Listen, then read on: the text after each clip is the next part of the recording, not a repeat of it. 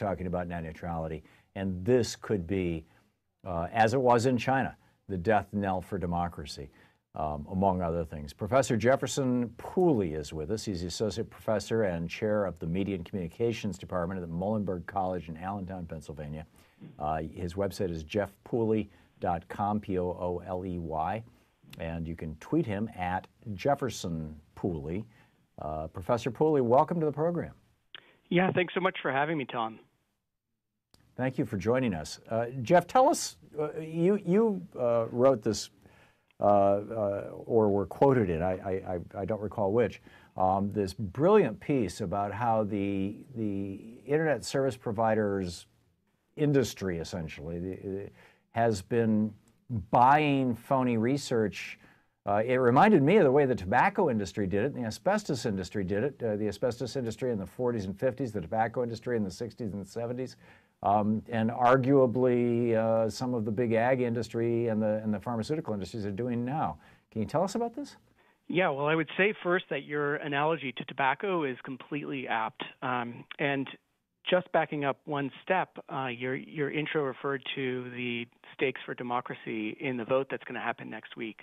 And you're absolutely right that the issue of net neutrality has taken a back seat, understandably because of the tax bill and other controversies going on, but it is the big issue in communication and, by extension, democracy that's going on right now. But to turn to the story about the article, a colleague and I stumbled across this paper that had been published to a very prestigious journal of communication research. And a pair of economists wrote a paper that was startling to both of us in its claims. It made the argument that the 2014 decision to adopt net neutrality was essentially the FCC succumbing to a rabble of populist know-nothings.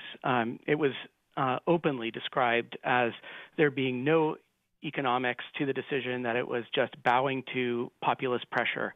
And the article surprised us.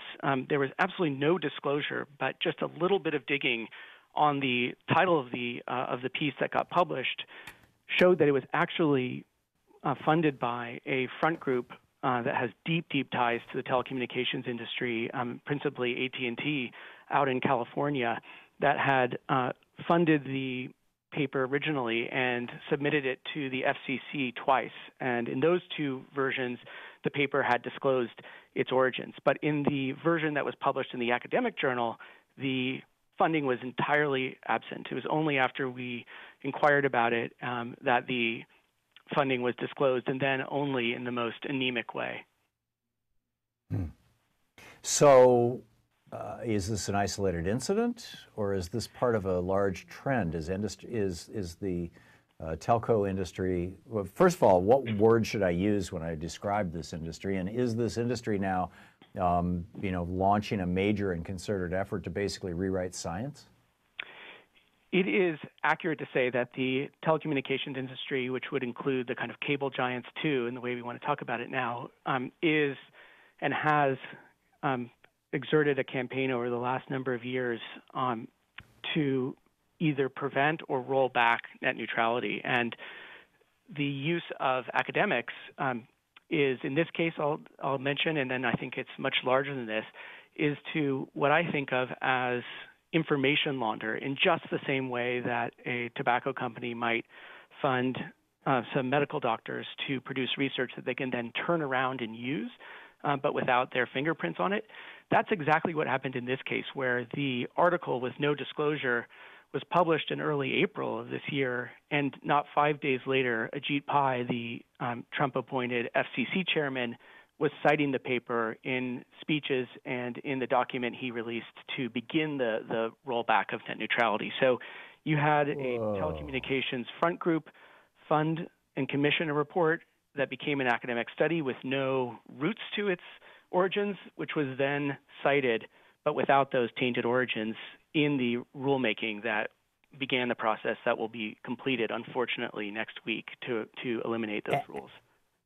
As we're speaking, I believe, correct me if I'm wrong, but I'm pretty sure today is the day that all over the country people are organizing to stand out in front of Verizon stores and basically complain about the fact that Ajit Pai, the head of the FCC, who's leading the charge to destroy net neutrality and turn our internet into a commercial version of China's Great Firewall, that he was formerly a lawyer for Verizon. That's right. So if you were to drive down past your local mall, you would see a big crowd of folks outside of the Verizon store, and I'll be at one of those pretty soon myself.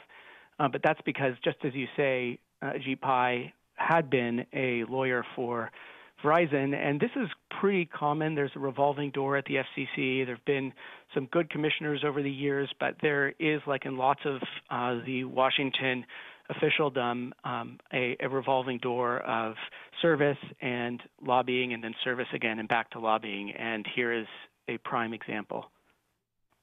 We're talking with Professor Jefferson Pooley, Associate Professor and Chair of the Media and Communications Department at Muhlenberg College in Allentown, Pennsylvania. His website, jeffpool.com. You can tweet him at Jefferson Pooley, Pooley, P-O-O-L-E-Y. And he wrote an absolutely brilliant piece about this, about how the telecommunications industry is basically buying BS research, for lack of a better way to describe it. When Tom Wheeler was thinking about the telecommunications, the FCC chair under President Barack Obama, and Tom Wheeler himself, formerly the head, I believe, correct me if I'm wrong, but I believe he was the head of the lobbying group for the telco industry, was he not? Or a lobbyist for them in any case? Yeah, he had lobbying origins too, and so those of us who are concerned about communication policy were very alarmed when he was appointed. However, it turned out to be a kind of Nixon to China case when the court struck down the rather milquetoast version of net neutrality in 2014. He and the rest of the FCC led a process that ended up in a very robust version, the one that is going to be repealed next week, unfortunately. The right, idea putting that under Title Internet II.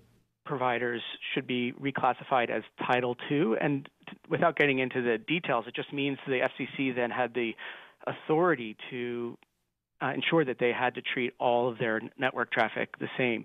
So it's interesting. He indeed was a former lobbyist, yet he did come through in a way that everyone found surprising.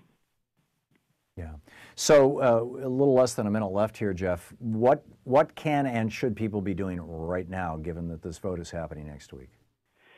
Well, you should be writing an email and calling the office of your congressperson to put pressure, but also calling the FCC itself. Join the protests that are happening, if you can, today, and feel free to contribute to groups like Free Press, which is at freepress.org, that are fighting for a free and open internet.